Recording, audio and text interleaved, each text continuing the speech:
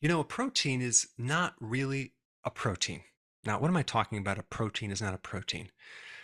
There's a few confusions related to this topic that I want to clear up because I keep running into them over and over and over. The first one relates to protein requirements. Okay. So typically, the minimum requirement of protein that you need per day, on average, is like 50 grams.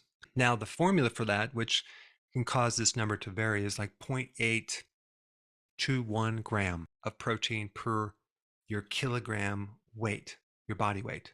Here's where the confusion lies. Let's take a beef steak. Okay, you get 100 grams of this beef steak, which is about 3.5 ounces.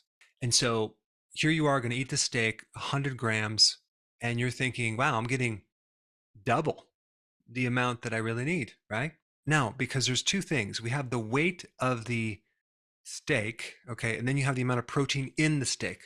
Two different things. Because the actual protein in that beef is only 26 grams, not 100 grams. And now you're saying, well, wait a second, I thought it's kind of just pure protein, isn't it? Like, no. There's some fat in there, and the rest of it is not carbs. The rest of it is mainly water, okay? Water weight. That's what it is. So it has a lot of water weight in it. This is why when you freeze dry a steak, it's like paper. It's really light. But the point is, when you're dealing with these protein requirements, we're not talking about the actual weight of the food. We're talking about the protein in that food. So that's clarification number one. The next confusion and very important thing to know is that one protein varies with other proteins in the amount of amino acids that they have as far as the quality and the ratios. So in other words, we really don't have a requirement for protein at all. We have a requirement for the amino acids in those proteins. And that's important because when you're looking at labels, it doesn't tell you the amino acids. It just says the total protein. When we're talking about the ketogenic diet, it says you need 20% protein, okay? But again, no one's talking about the amino acids. And the problem lies in the quality of protein or the bioavailable amino acids in protein food that you eat. It is a huge difference between animal protein and plant protein. The absolute best bioavailable protein is breast milk, but that's usually not available. So the second one is eggs, and then meat and chicken, and then dairy, and then way down the list, you get all these plant proteins. So some of the problem with plant proteins is they have all 8 essential amino acids, but certain ones are very, very, very tiny. Okay, like leucine, for example. Leucine is essential to grow muscles. And if you're living on plant-based proteins, you're not going to get a lot of leucine. And your muscles are going to suffer. Let's take wheat protein, which, by the way, is like 80% of all the plant-based protein comes from wheat. Very low in leucine, lysine, and methionine. But it's protein, right? Now, how can you overcompensate with that? Well, just eat more of it, right? Well, the problem is if you eat more of it, you're going to get more carbs, okay?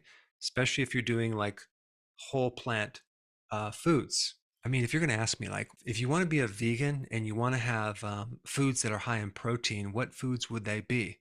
I mean, that's really hard because there is no vegan food that's just very high concentrated protein. There's some protein in nuts, there's some protein in soy, there's some protein in grains, but there's also a good amount of carbs. So as you increase the protein, you increase the carbs, and it bumps you completely out of keto. Now, I had someone on my show bring up this really interesting question about she's a vegetarian and she has gut issues and she wants to solve this problem. Now, I already know if you're doing keto, which she's trying to do, and you have problems with your gut, you should probably go carnivore. Well, that's a little conflicting if you're trying to be a vegetarian or a vegan. However, thank goodness she's a vegetarian, not a vegan, because at least she can do eggs. And that's what I told her to do. It is not easy to do keto on a vegan or vegetarian diet, simply because now you're going to have to start consuming foods that are refined, like even refined protein powders. It's so interesting to me to see these vegan protein powders, and they call them clean protein versus what? dirty animal protein because it's dirty. What about the grass-fed, grass-finished animal protein? That's pretty darn clean and it's complete. The plant-based protein doesn't even come close to the quality of protein that your body needs, especially if you're younger and you're a growing child. If you feed a very small child certain foods without enough of the right amino acids, it can stunt their growth. And so I asked this lady, I said, why did you become a vegetarian? She goes, well, my whole life I was a vegetarian because I just can't eat meat because it hurts my stomach. I'm like, wow, that's interesting. Our bodies naturally have a very acidic stomach. So acidic, like between 1 and 3, that it's close to battery acid. We should be able to digest protein very easily, unless the pH is gone up and has become a weaker acid, and now we can't tolerate animal proteins especially. So one big clue of having not enough acid or maybe a weaker stomach acid is the intolerance of meat. You just can't digest meat. You reject red meat, especially. So I told her, I said, I think we can solve your problem. Are you adverse to consuming animal products if your body can digest them? And she says, no.